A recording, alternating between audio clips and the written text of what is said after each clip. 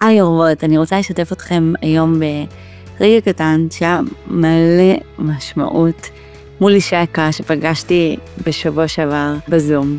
והיא אומרת לי שכל פעם היא מסתכלת במראה והיא רואה את המשהו היפה ושהיא אוהבת ושהשיער מסתדר בצורה שהיא אוהבת או האיפור יצא ממש יפה היום.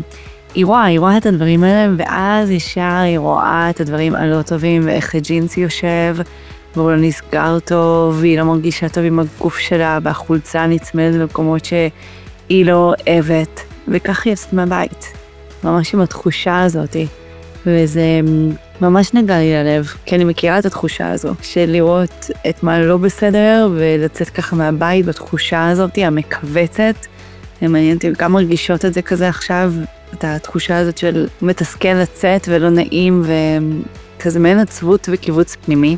השיטה שאנחנו מדברות לעצמנו כמו לפעמים איזה רשימת תיקונים, והאמת שבאותו רגע שמעתי אותה והחלטתי ללמד אותה שיטה מתוך ה-NLP שעוזרת להפוך את הדיבור הזה לא לחיובי בכוח, לא לייפות את המציאות, כי גם אם יש בנו דברים שאנחנו לא אוהבים, זה נורמלי, נכון? כאילו זה נורמלי, המוח שלנו באוטומט הוא גם הרבה פעמים רואה את מה לא בסדר. יחד עם זה אנחנו רוצים שזה יהיה כן מקדם ושלתמוך בעצמנו, למען שינוי שאנחנו רוצות לעשות, כי כולנו כאן בעצם עבור שינוי שאנחנו רוצות לעשות.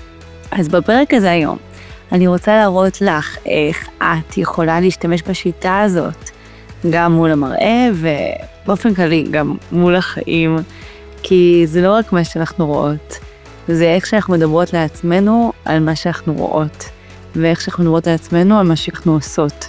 אז פתיח, ומתחילים.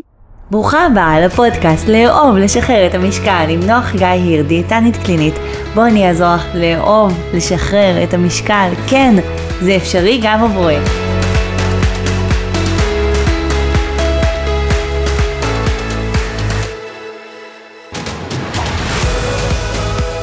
אז לפני שנדבר על הפתרון ומה עושים, בואו נבין רגע למה זה קורה. המוח שלנו מתוכנת לחפש בעיות, זה מנגנון הישרדותי עתיק שעזר רבותינו לזהות סכנות. תחשבו, אנחנו נמצאים בג'ונגל, צריך לשים לב לסכנות. אבל כשמדובר בדימוי עצמי, המנגנון הזה הוא עובד נגדנו. ומחקרים רעים, כאשר אנחנו מתמקדים בגישה שלילית כלפי הגוף שלנו, כלפי עצמנו, כלפי הפעולות שלנו, כלפי העשייה שלנו, זה יוצר מעגל של חרדה, לפעמים מול הגוף גם גועל ובושה, שמשפיע על כל היום שלנו, ועוד יום ועוד יום ועוד יום כזה, זה כל החיים שלנו.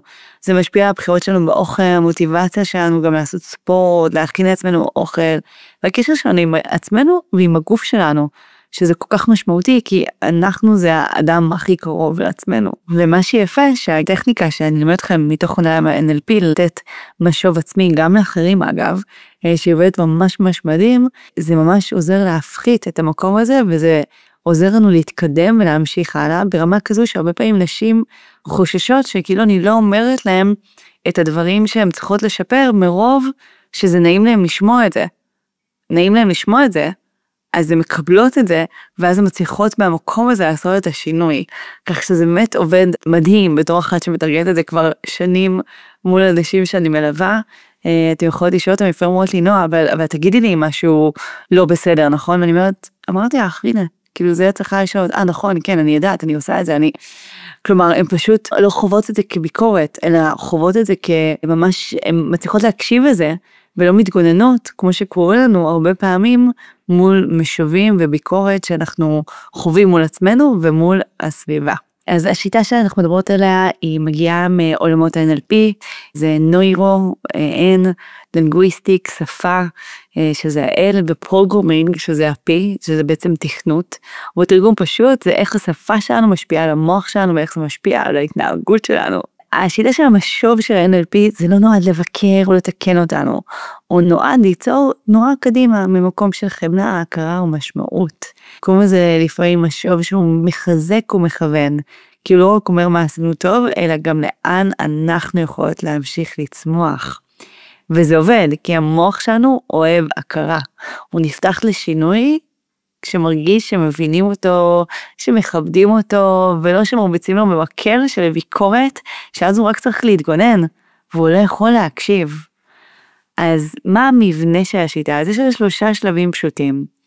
השלב הראשון, אנחנו פותחות את המשוב בעצם בחוזקה, אוקיי? זה יכול להיות מחמאה, זה יכול להיות תוצאה של משהו, אפילו כוונה שעשינו ממקום טוב, אוקיי?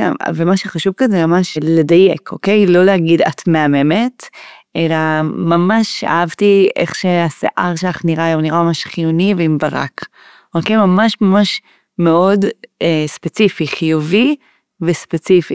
למשל, איזה יופי שהקפדת לשתות היום את כמות המים שרצית, ושילבת את זה במהלך היום בנקודות שיעזרו לך להגיע ליעד הזה. ברגע שאנחנו נותנות משוב ספציפי, אז אנחנו צריכות להקשיב לזה, וזה לא נשמע כמו סתם משהו שמישהו אומר, שמשהו ככה שהוא כללי ולא מיוחד ולא מתייחס, אלא באמת יש צידוק ספציפי, וזה תופס את המוח שלנו, וזה גורם לנו להאמין לזה, וגם זה גורם לנו לפעמים גם להתאמץ יותר במשוב שאנחנו נותנים, אבל אז אנחנו גם מתחברים אליו יותר, וגם מי ששומע את זה, אם זה לעצמנו ואם זה למישהו אחר, אז הרבה יותר מקבל וזוכר את זה.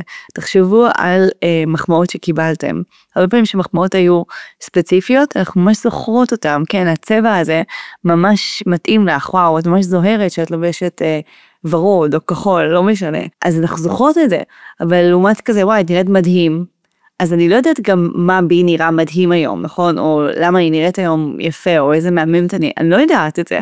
אני רק כאילו שמעתי את זה, אבל זה לא משהו שנוגע ואפשר לעשות איתו משהו. אם אנחנו רוצות משוב מקדם, גם לעצמנו וגם לאחרים, אז השלב של הספציפיות הוא שלב ממש חשוב. השלב השני זה זיהוי של נקודה לצמיחה בצורה מיטיבה ובונה. עכשיו, אחרי שיצרנו בסיס חיובי, אוקיי? ואנחנו כבר מקשיבים לעצמנו, או אם אנחנו מול מישהו אחר, אז הוא מקשיב לנו, אנחנו יכולות להתייחס על משהו שאנחנו רוצות לפתח או לחזק, אוקיי? עכשיו, מה שחשוב, יש גם כמה תנאים, שזה צריך להיות מנוסח בצורה חיובית. מה אני רוצה להשיג ולא מה אני רוצה להפסיק. ומשהו שהוא מדיד וריאלי וקשור רק בי, לא קשור במישהו אחר. כי אם זה קשור במישהו אחר, אין לי השפעה על זה. וזה צריך להיות גם קשור לתחושה ולבריאות ולא רק למראה חיצוני. למשל, אני רוצה לחזק את שרירי הליבה שלי כדי להרגיש יותר יציבה. או אני רוצה לשתות 2 ליטר ביום כדי שהאור שלי יהיה יותר חלק וחיוני. אני רוצה לישון 8 שעות בלילה, כי אני יודעת שאני ישנה 8 שעות בלילה, אני מלאת אנרגיה וחיובית. אז יש לכם עכשיו כלי לתרגול של משוב, ומקדם מול עצמכם ומול הסביבה שלכם, שעושה פשוט פלאים. הוא משפר את המערכת יחסים עם הסביבה שלנו, וגם עם עצמנו. ואני רוצה להגיד לכם שבאמת המטרה כאן, שבעצם אנחנו נהיה חברות הכי טובות של עצמנו. והשיטה שעמדנו היום, שהזיהוי הטוב הספציפי, בנקודה בונה לצמיחה, בהובלה עתידית, יכולה לשנות ממש את הקשר שלכם עם עצמכם, ועם הסביבה. כי השינוי מתחיל בעצם במחשבה, או ממשיך ברגש, ומסתיים בפעולה. וכשאנחנו נשנה את הדרך שבה אנחנו מסתכלות על עצמנו, מתייחסות לעצמנו, חושבות על עצמנו, נשנה את הדרך בה אנחנו חיות ומרגישות. אז אני מזמינה אתכם בשבוע הקרוב, לעשות את השיטה הזאת לפחות פעם ביום, במשך שבוע. ותשימו לב איך זה הרגיש, איזה צעדים קטנים עשיתם בעקבות ההקשבה לפרק הזה, ואיך זה השפיע על החיים שלכם, ואני ממש מופתעת לשמוע איך הפרק הזה עזר לכם. הנה, דוגמה חיה להובלה עתידית. ואני ממש מאמינה בכל אחת מכן, במסע שלכם לאהוב לשחרר את המשקל, ולחיות עם תזונה מאושרת. ותשתפו את הפרק הזה עם עוד חברה, שיכולה להרוויח, וללמוד איך להתייחס לעצמה ולסביבה, דרך משוב חיובי ומקדם מתוך עולם ה-NLP. תודה שהייתם איתי, נתראה בפרק הבא. אני סקרנית לשמוע איך התוכן של הפרק היום יעזור לך להגשים את המטרה שלך ולהתקדם בעוד צעד לעבר השחרור של המשקל. במידה ואהבת את הפרק, אשמח שתשתפי אותו כדי שנוכל להפיץ את הטוב הזה לכמה שיותר נשים בארץ ובעולם.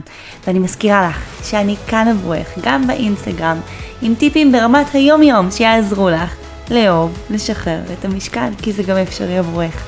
בואי לשתף אותי גם שם איך את מיישמת את מה ששמעת בפרק האחרון, או בכלל, ואיך החיים שלך הופכים להיות לטובים יותר בזכות זה.